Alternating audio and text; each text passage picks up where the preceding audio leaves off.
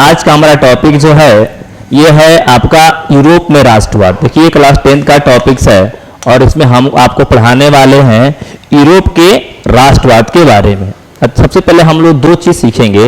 राष्ट्रवाद क्या होता है, अगर आसान भाषा में समझे तो राष्ट्रवाद का मतलब होता है एक ही तरह का क्या विचार। अगर बहुत सारे समूह है या गांव है या हमारा क्या है समूह है या गांव है या जिला है, लेकिन सबका विचार एक ही जैसा हो जाए और उस विचार को हम लोग जो बड़ा रूप जो दें उसी को हम लोग क्या कहते हैं, राष्ट्रवाद कहते हैं। जैसे हम लोग जानते हैं कि मेरा भारत महान, तो अगर हम बिहार में तभी हम जानते हैं मेरा भारत महान है। अगर कोई आसाम में रहने वाला वो भी कहेगा भारत मेरा भारत महान है, जो जम्मू एंड कश्मीर में रहता है वो भी कहेगा मेरा भारत महान है, और जो कन्याकुमारी में रहता है वो भी क्या कहेगा मेरा भारत महान है। यानी सब आदमी का विचार क्या है, एक जैसा है। इसी विचार को हम आगे बढ़ाएं तो कह सकते हैं, इसी को हम लोग क्या कहते हैं, राष्ट्रवाद के नाम से जानते हैं।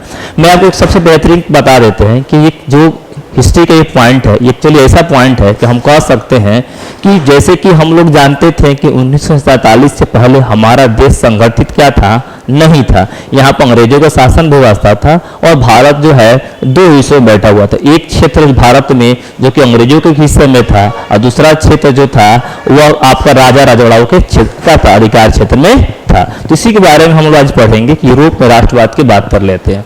तो सबसे पहले बात कर लेते हैं राष्ट्रवाद है क्या।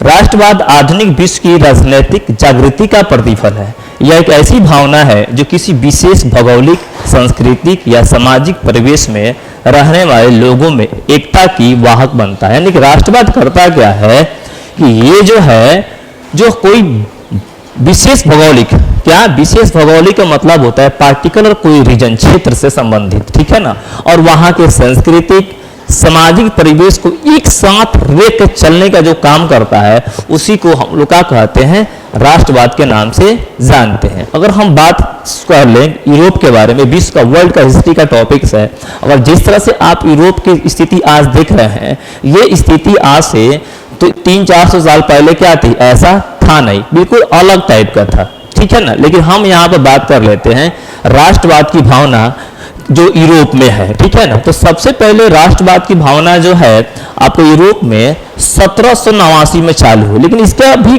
पहले स्टार्टिंग हो चुका, लेकिन पूर्ण रूप से प्रभाव को देखा जाए तो आपका 1789 में, कब, जब फ्रांस की क्रांति हुई तब। सर फ्रांस की क्रांति से क्या समझते हैं? एक्चुअली जैसे कि आज हमारे देश में जानते हैं कि राष्ट्रपति है, प्रधानमंत्री है, आपके जो है कोर्ट है, तो सबका काम अलग अलग हिस्सों में बटा हुआ है। लेकिन एक्चुअली क्या है कि अगर हम लोग यूरोप की बात कर ले और फ्रांस की बात कर ले, अपने देश की भी बात कर ले, हम आगे चर्चा कर लेंगे, तो पहले ऐसा स्थिति फ्रांस में था नहीं। फ्रांस में सारा चीज का मालिक, नियम बनाने वाला, सजा सुनाने वाला, एक तरह से कह दे तो सबकी सब सारे शक्ति जो था और वहां के राजा में क्या था, समाहित था। यानी कि राष्ट्र तो राष्ट्र ना कहा तो उसको हम राज कह देंगे, और एक जो है आपका जो वहां का राजा है उसी के अधीन चलने वाला क्या था, नियम और कानून था, ठीक है। हम लोग इस पर आगे और लंबा चर्चा कर लेंगे।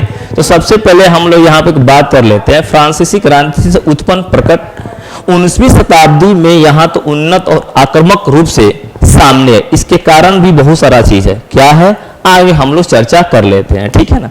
लिखा है यूरोप में राष्ट्रीयता की भावना के विकास में फ्रांस की राजक्रांति तत्पश्चात नेपोलियन के आक्रमणों ने महत्वपूर्ण योगदान दिया, ठीक है ना।